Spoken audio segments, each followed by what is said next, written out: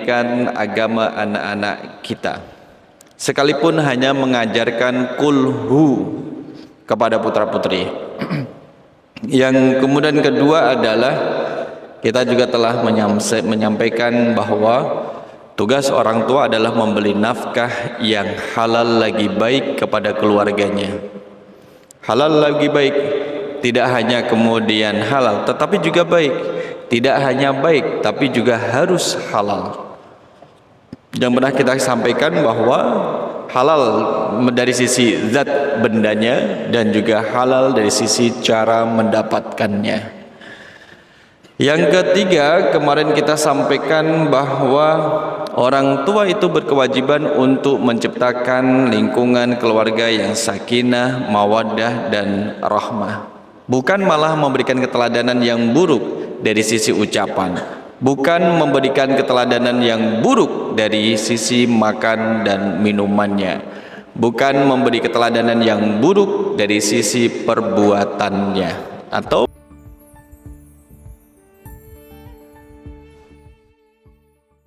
warahmatullahi wabarakatuh.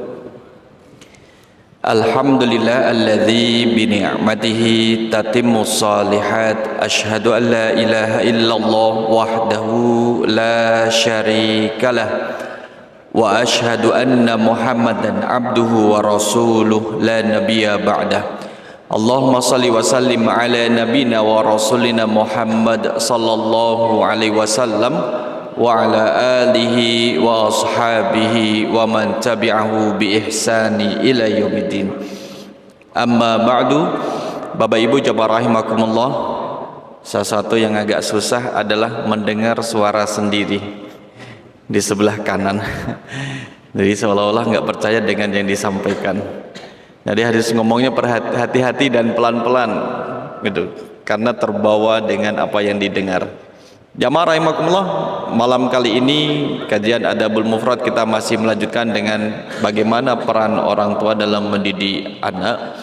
Yang pertemuan sebelumnya kita telah mengambil bahwa orang tua itu menjadi penanggung jawab terhadap pendidikan agama anak-anaknya atau tarbiyah diniyah. Yang sudah kita sampaikan, maka kemudian terus kita laksanakan, ikut mengambil bagian dalam pendidikan agama anak-anak kita, sekalipun hanya mengajarkan kulhu kepada putra-putri. Yang kemudian kedua adalah kita juga telah menyampaikan bahwa tugas orang tua adalah membeli nafkah yang halal lagi baik kepada keluarganya. Halal lagi baik, tidak hanya kemudian halal tetapi juga baik. Tidak hanya baik tapi juga harus halal. Yang pernah kita sampaikan bahwa halal dari sisi zat bendanya dan juga halal dari sisi cara mendapatkannya. Yang ketiga, kemarin kita sampaikan bahwa orang tua itu berkewajiban untuk menciptakan lingkungan keluarga yang sakinah, mawaddah dan rahmah.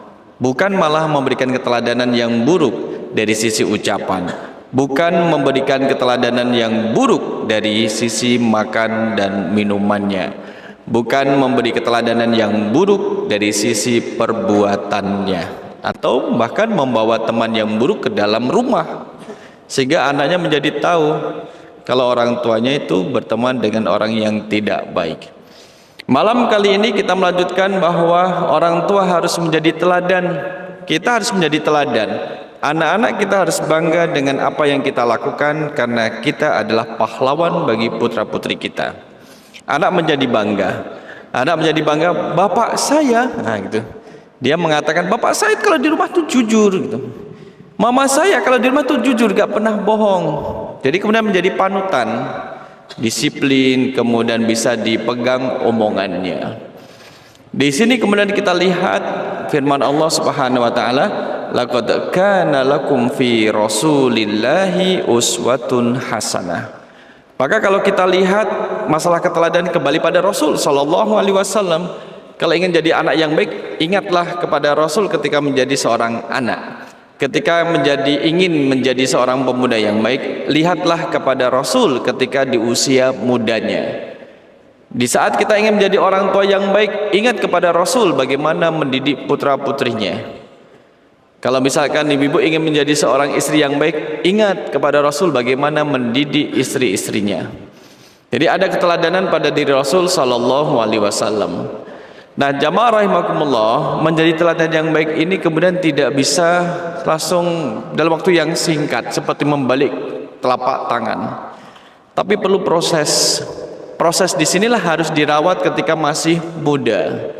Membiasakan diri, mendekatkan diri dengan perbuatan yang baik, dengan ucapan yang baik, dengan makanan yang baik, dengan teman yang baik.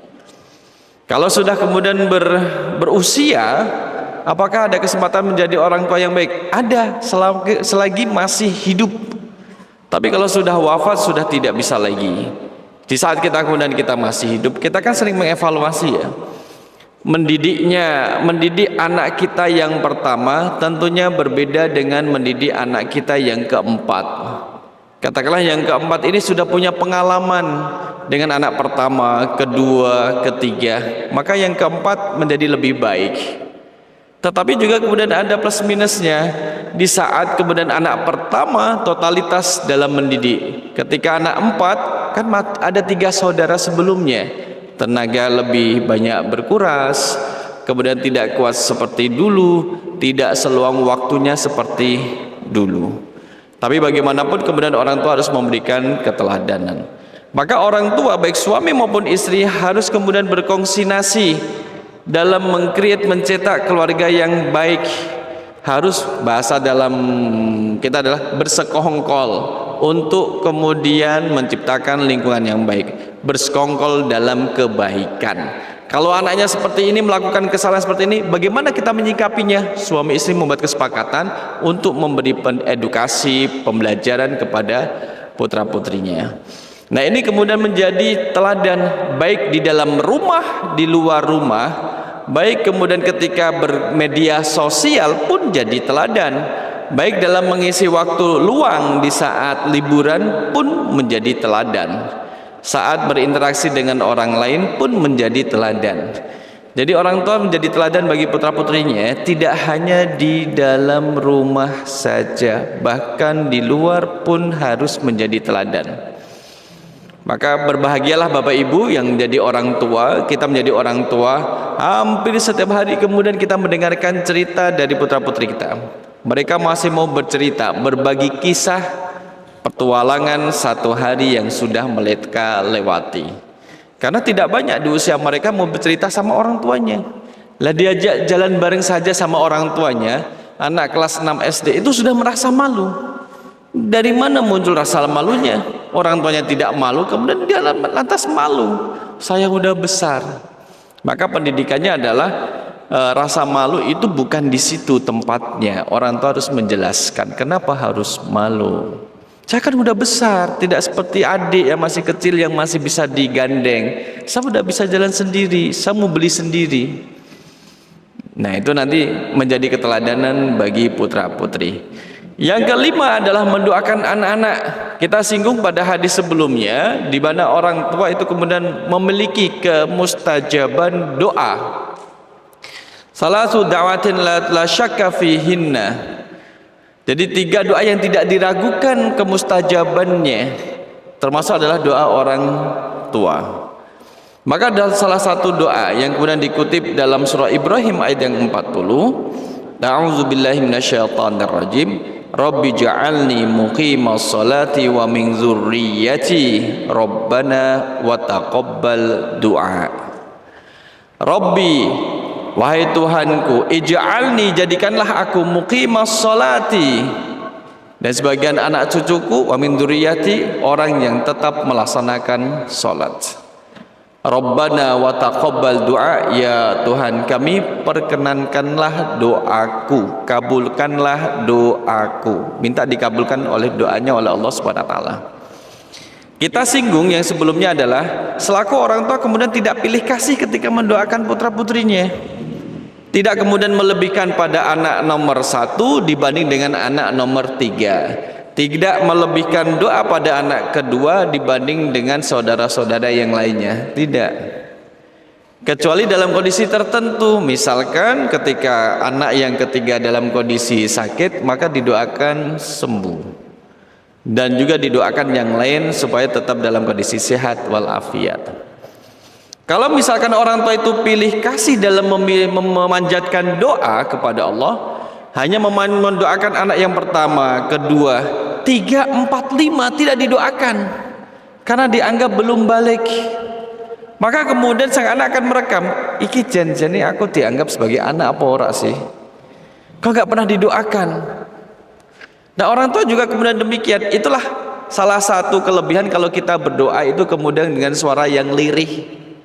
Kalau doanya dengan suara yang keras, dilantunkan, dilafalkan, dijaharkan, ternyata anak dengar. Tapi kalau dilirihkan kan anak kemudian tidak dengar. Nah, maka kalau kita selaku anak Bapak Ibu tidak meragukan lagi bahwa orang tua kita benar-benar sudah berkali-kali mendoakan kita selaku anak. Tapi bagaimana hubungan timbal baliknya? Apakah kita juga sudah berkali-kali mendoakan orang tua kita atau belum? Nah, nanti godaannya adalah ketika anak dalam kondisi yang sibuk dengan aktivitas dan kemudian pekerjaannya, sampai kemudian mendoakan orang tua, nanti deh, kemarin sudah didoain, besok aja didoain lagi gitu. Jadi kemudian suka menunda-nunda untuk mendoakan orang tuanya. Rabbana firli wali walidayya walil mu'minina yauma yaqumul hisab. Rabbana, ya Tuhan kami, ikfirli, ampunilah aku, wali walidayya, kedua orang tuaku, walil mu'minina, dan orang-orang mukmin, yauma yaqumul hisab, pada hari diadakan perhitungan. Jadi teruslah kemudian kita membacakan doa kepada Allah SWT untuk diri kita, untuk orang tua, untuk diri kita, untuk anak-anak kita. Jadi doa itu adalah silahul mukmin, senjatanya orang-orang yang beriman. Maka agar anak bisa mendoakan kita, kita harus perhatikan pendidikannya, agar dia kemudian dia mengetahui mana yang boleh, mana yang tidak boleh. Pendidikan ini menjadi penting, kan, menjadi penting. Apalagi kemudian yang masih punya putra-putri masih kecil, itu pun menjadi penting untuk menanamkan nilai-nilai Islami sejak dini. Kalau kita lihat jamaah rahimakumullah, kadang anak mau belajar tapi orang tua tidak mengizinkan, gak sah belajar, sini lo nyambut gawe. Kadang orang tua mau menyekolahkan anaknya tapi anak sendiri tidak mau sekolah. Sama aja, ngapain Pak sekolah? Loh, kamu sekolah lah, ngapain sekolah kalau nanti dapat ijazah palsu gimana? Ngungkit-ngungkit lagi, udah selesai. Jadi dalam pendidikan itu kemudian dapat nilai-nilai kebaikan, karena orang tua dengan waktu yang tersedia gak cukup untuk mendidik anaknya sepanjang hidupnya, itu gak cukup. Kadang kita perlu bantuan orang lain, yaitu ibu guru, bapak ibu guru, ustadz ustadzah yang bisa mendidik putra putri kita. Tapi zaman sekarang ini Bapak Ibu, ya masih ada orang yang kemudian anak yang tidak mau sekolah itu masih ada. Bukan karena orang tua tidak mampu, ingin bebas, tidak mau mikir, tidak mau kemudian waktunya tersita dengan pelajaran, menganggap tidak butuh sekolah, tidak butuh dengan perkuliahan. Ya sekarang merasa tidak butuh karena semua kebutuhannya dicukupi oleh orang tuanya. Tapi kalau sudah orang tua sudah tidak ada, maka anak ini harus berdikari, harus mandiri. Bagaimana dia bisa mandiri, mendapatkan pekerjaan yang diinginkan di bawah AC, di tempat yang sejuk, sedangkan dia sendiri tidak memiliki level atau jenjang pendidikan yang memadai? Sih gak apa-apa, besok saya ingin kipas-kipas dapat duit. Allah ijabahi, hanya dengan kipas-kipas dapat duit. Jual sate, kipas-kipas dapat duit, enak aja, kipas-kipas dapat duit, dijabai. Maka kalau kita lihat bagaimana proses pendidikan di tempat kita, ini survei cukup lama, tapi kemudian disajikan data bahwa tingkat pendaftaran sekolah anak usia dini itu 68%. Berarti ada kemudian 32% yang tidak ikut atau tidak masuk pada PAUD. Nah, tingkat penyelesaian sekolah dasar 100%, tingkat penyelesaian sekolah menengah 91%, kelulusan SMA 78%. kelulusan perguruan tinggi 19%. Kecil ini Bapak Ibu. Ini masih kecil. Maka kita ketika menjadi orang tua, fisik kita masih sehat, masih muda, keuangan juga sehat, ada pendapatan yang bisa diharapkan bulanannya. Maka ketika Allah memberikan karunia kepada kita putra putri di masuk usia sekolah usia perkuliahan, kita dorong untuk kuliah. Wah Ustadz, kami dicoba oleh Allah kekurangan harta. Nah, meskipun hartanya kurang, tapi semangat dan spiritnya jangan sampai kurang.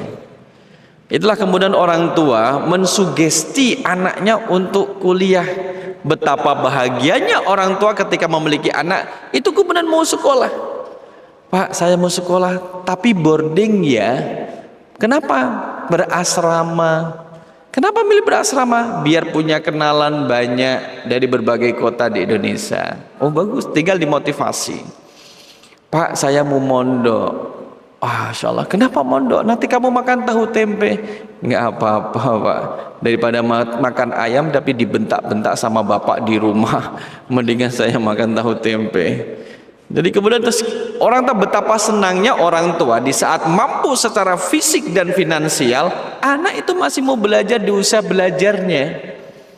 Dia masih di usia belajar dan mau belajar. Maka ini adalah satu kenikmatan dari Allah Subhanahu wa taala. Maka tadi kita sampaikan, orang tua, tidak sedikitnya orang tua yang ingin anaknya itu baik, bahkan lebih baik dari orang tuanya. Tapi kemudian juga tidak sedikit anak yang tidak mau diatur oleh orang tuanya. Padahal uang itu masih minta kepada orang tua, tapi diatur nggak mau. Manutnya adalah ketika lagi minta uang itu.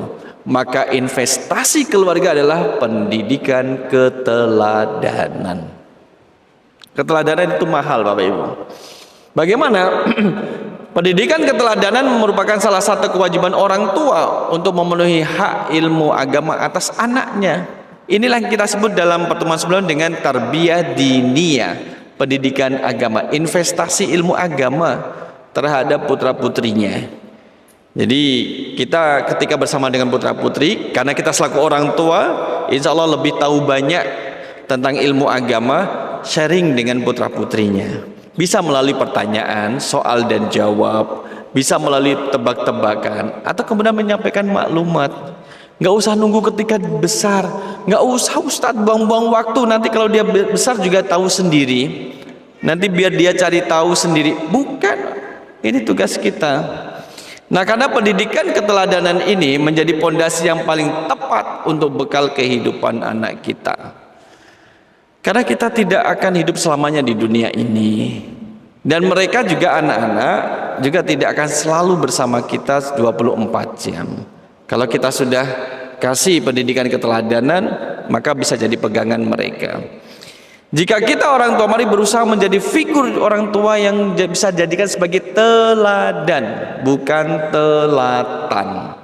Teladan dan kebaikan. Kalau misalkan kita melihat kan geliat-geliat anak kita, ya anak saya yang pertama kok suka baca Al-Quran. Nah kita motivasi sambil juga baca Al-Quran. Ada orang tua yang kemudian kuliah S2 di usianya sudah puluhan tahun, 60-an tahun masih kuliah S2. Kenapa?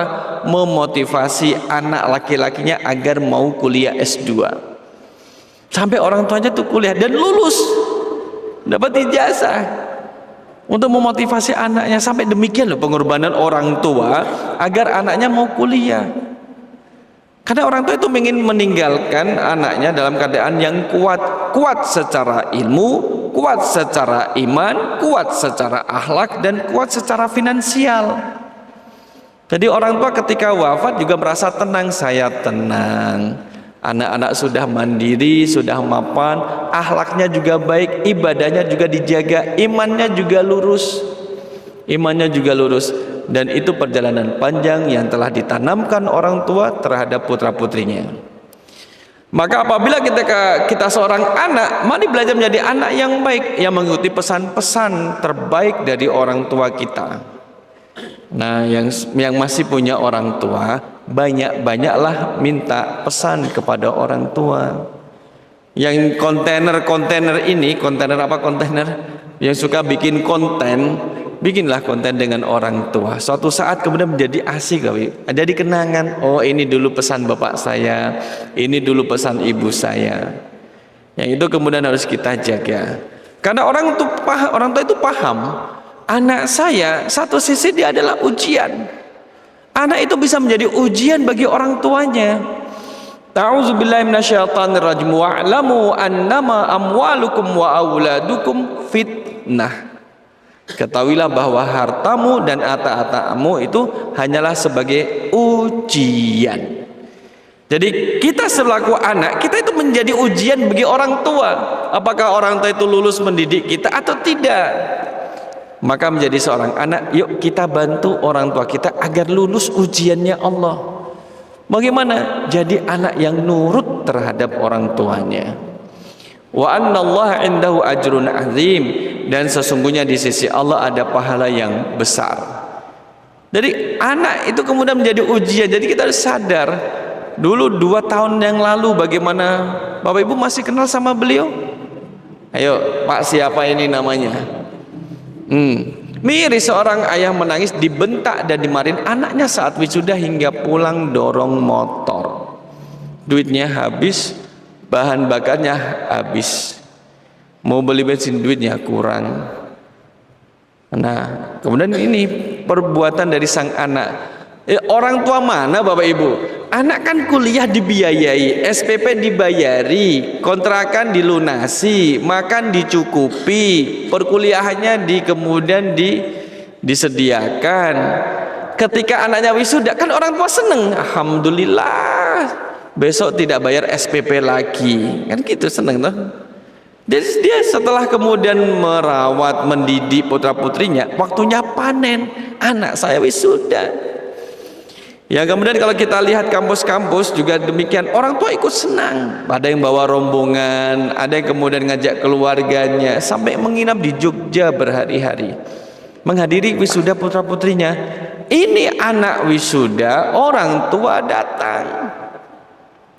Ternyata anak itu merasa malu dengan orang tuanya yang tidak sekaya orang tua teman-temannya. Dianggap malu-maluin. Kenapa bapak datang ke tempat wisuda? Jadi HP yang ada di tangan anak perempuannya itu dibanting. Kenapa datang ke sini? Dibilang jangan datang ke sini, ya jangan ke sini, malah ke sini. Anak macam apa seperti ini? Nah, bagi yang kenal dengan putrinya bapak ini, kasih tahu ya. Oleh karena itulah, saat kamu tidak mau menerima pendapat orang tuamu, mereka hanya diam dan berdoa yang terbaik untukmu.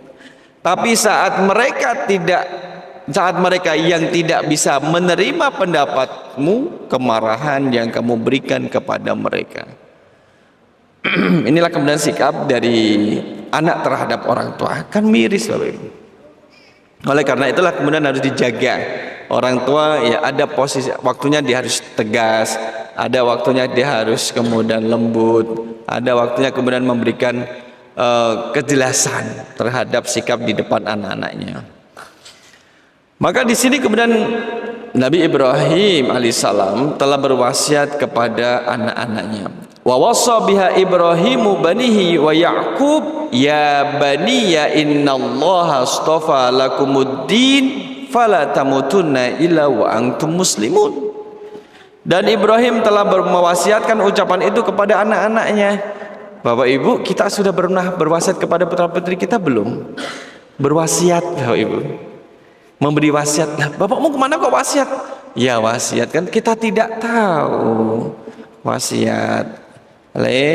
Yang di pengadilan sana dijaga, yang di belakang Polda dijaga, kemudian yang di mana lagi di depan rumah sakit dijaga. Suruh jaga, itu wasiat. Kemudian yang suruh jaga. Orang kan kaya kali orang ini, tanahnya di mana-mana. Bukan, itu tempat tembel ban. Nggak apa-apa. Di situ investasi keluarga di situ, franchise gitu. Nah, kalau ini Nabi Ibrahim berpesan kepada putra-putranya, mewasiatkan bahwa hai anak-anakku, innallaha astafa lakumuddin fala tamutunna illa wa antum muslimun. Sesungguhnya Allah telah memilih agama ini bagimu, maka janganlah kamu mati kecuali dalam keadaan memeluk agama Islam. Itu wasiat, dan itu wajib dilaksanakan. Maka kalau berwasiat, wasiatlah yang baik dan realistis bisa diwujudkan. Jangan kemudian berwasiat, pokoknya 10 tahun lagi kamu pindahkan piramida ke sampingnya Candi Prambanan. Nah, kan susah. Nah, maka wasiat yang baik adalah wasiat ketauhidan, keimanan, berpesan kepada putra-putranya untuk tetap berislam. Fala tamutunna illa wa antum muslimun.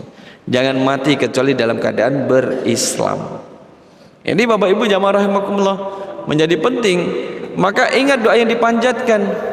Kita selalu memanjatkan, walladzina yaquluna rabbana hab lana min azwajina wa dzurriyyatina qurrata a'yun waj'alna lil muttaqina imama. Rabbana, ya Rabb kami, wahai Tuhan kami, hab lana, berikanlah, anugerahkanlah kepada kami, min azwajina, kepada kami istri-istri kami, wa dzurriyyatina, dan keturunan kami, qurrata a'yun, anak sebagai penyejuk hati kami, waj'alna lil muttaqina imama, dan jadikanlah kami imam bagi orang-orang yang bertakwa. Kita kan berdoa demikian Bapak Ibu.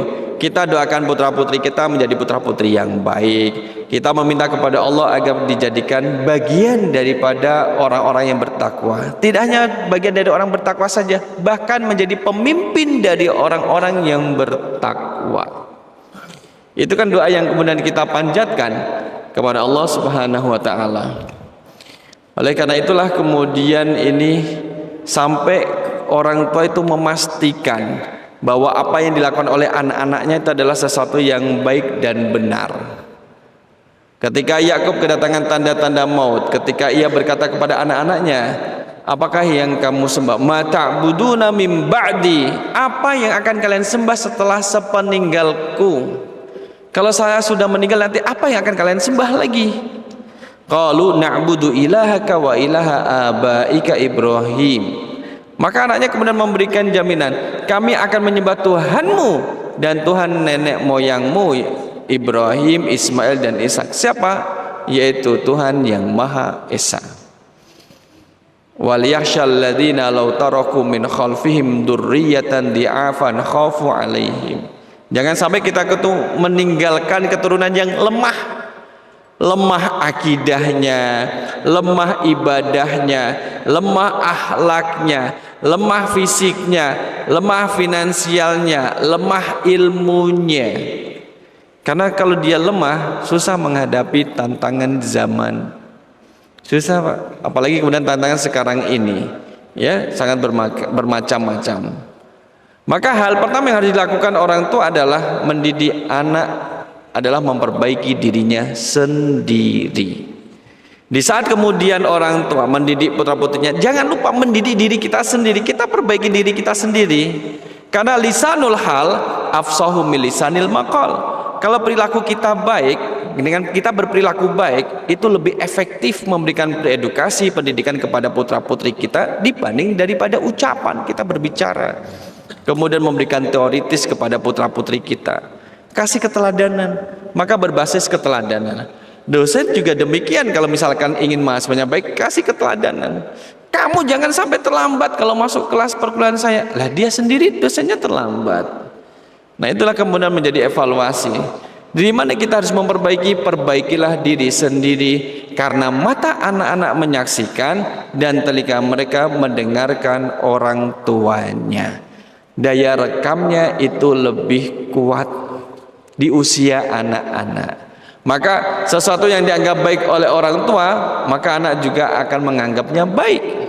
Sesuatu dianggap buruk oleh orang tua, anak juga akan menganggap itu adalah buruk. Jadi jangan dibolak-balik. Apalagi kemudian sejak kecil anak diajari dengan kebohongan. Gimana Bu kebohongan? Ketika anak sama ibunya di depan rumah, masih kecil, kemudian ada penjual es lewat, ninu gitu. Anaknya apa yang diminta? Minta es. Apa kata ibunya? Hus, itu nggak dijual. Nah, ya kan sudah ngajarin bohong. Tapi ternyata ada yang beli. Ma, minta itu. Kan, itu yang jual itu gila itu. Kamu nanti. Tapi kan pada anak pada datang, enggak, itu juga gila. Nah, mulai ngajarin kebohongan. Jangan, pasti itu habis makan nanti pada mati. Kamu mau mati? Enggak, jangan. Gitu. Sebenarnya melarang, orang tuanya ngelarang, tapi cara melarangnya itu kemudian menggunakan cara-cara yang bohong. Akhirnya anak nanti akan menjadi pembohong. Anak akan menjadi pembohong. Jamaah rahimakumullah. Ya. Oleh karena itulah jamaah rahimakumullah, tugas kita adalah memaksimalkan ikhtiar. Apa yang disebutkan dalam surah Hud ayat 42, wa hiya tajri bihim fil mauji kal jibal, dan bahtera itu berlayar membawa mereka dalam gelombang laksana gunung. Wa nada nuhu ibnahu wa kana fi ma'zili ya bunayyar kam ma'ana wa la takum ma'al kafirin.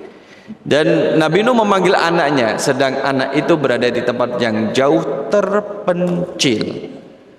Ya bunayya, wahai anakku, irkam ma'ana, naiklah ke kapal bersama kami, wala takum ma'al kafirin, janganlah kamu bersama orang-orang yang kafir. Ini Nabi Nuh sudah maksimal mendidik putra-putrinya, mendidik keluarganya, tapi masih ada yang brojol, tapi sudah kemudian berusaha maksimal. Oleh karena itulah dalam mendidik anak yang capek itu ibu atau bapaknya? Ibu. Wah, wis selesai lah kali itu. Maka ketika merasa lelah mendidik anak, ini nih, kemampuan orang tua mendidik anak itu ada batasnya. Kita mendidik putra putri kan ada batasnya. Kita ibu ada batasnya. Masalah fisik kadang sudah capek, anaknya belum capek. Ketika malam anaknya terbangun, orang tuanya kemudian harus menemani terbangun, terjaga. Ketika siang anaknya tidur, orang tuanya tidak bisa tidur, harus mengerjakan pekerjaan rumah tangganya. Maka kemampuan orang tua mendidik anak ada batasnya, sedangkan pintu pertolongan Allah tiada terbatas. Oleh karena itu, iringilah proses mendidik anak dengan doa. Jadi kalau hanya kita saja berat Bapak Ibu. Kalau cuma kita ayo dididik, iringi dengan doa. Doa itu kemudian akan menambal celah-celah kekurangan kita dalam mendidik anak. Doa itu kemudian akan melunakkan hati di saat kita sendiri tidak bisa melunakkan hati sang anak. Itu. Jadi itulah yang kemudian kita perhatikan. Nah, dilanjutkan juga, maka kebanyakan kerusakan anak karena orang tuanya. Orang tuanya Bapak Ibu. Bullying orang tuanya. Kadang orang tua juga ngata-ngatai anaknya dengan sebutan yang tidak bagus. Lol, mau kemana kamu lol? Bu kok dipanggil lol? Kenapa? Namanya kan ini, bukan. Dia kan tolol. Orang tuanya sendiri tuh manggil anaknya itu tolol. Gimana anaknya tidak menjadi tolol? Gimana kemudian anaknya tidak menjadi stres? Karena stresornya ada dalam rumah tangganya. Mereka menelantarkannya dan tidak mengajarkan anak ilmu dasar-dasar wajib agama. Maka tidak menyalahkan orang lain. Nyalakanlah kemudian diri sendiri. Kalau anaknya berbuat salah, dievaluasi. Apa janjian iki sing salah iki sopo? Saya kan tidak pernah ngajarin kamu untuk mencuri. Kenapa kamu mencuri? Dicari tahu. Dari mana kamu tahu bagaimana cara mencuri? Saya diajarin Pak. Sama siapa? Sama teman di sono. Oh, ternyata pergaulan. Ya kalau salah kemudian diingatkan. Oleh karena itulah ada pengingatan kepada anak kita. Nah, meskipun demikian, nah ini loh, dari kemarin buka mulutnya kayak gini, nggak ditutup-tutup. Dari dulu tuh kayak gini. Tapi kalau kita lihat, memang capek, anak ini capek. Kalau kita lihat matanya, itu kan mata-mata lelah Pak. Kelihatan apa buatan? Nah, ya kan? Ini matanya sendiri tuh memang capek, kurang tidur, maka dia menguap. Sekalipun kemudian dia menguap, tapi tetap sholat. Lebih baik berpayah-payah mendidik mereka selagi belia, selagi masih muda, daripada setan yang lebih dahulu merenggut hatinya. Ya kita harus mendahului. Capek mendidik anak, ya memang capek karena masih kecil. Kita dulu juga demikian, ketika orang tua mendidik kita, beliau juga capek. Maka lebih baik kita berpayah-payah mendidik anak putri kita selama dia masih kecil daripada didahului sama setan. Kalau sudah didudukin sama setan, sudah dikuasai sama setan, kita susah untuk masuk. Baru masuk mengatakan ayo sholat, dibantah-bantah, karena setan sudah menguasai duluan. Atau pergaulan yang buruk merantainya jauh daripada kita. Nah, oleh karena itulah Bapak Ibu, memang mendidik anak untuk kemudian menjadi baik itu berat, perlu keistiqomahan. Maka istiqomah itu berat. Yang ringan istirahat. Ya udah, rehat wae. Itu ringan kalau istirahat, tapi istiqomah memang berat.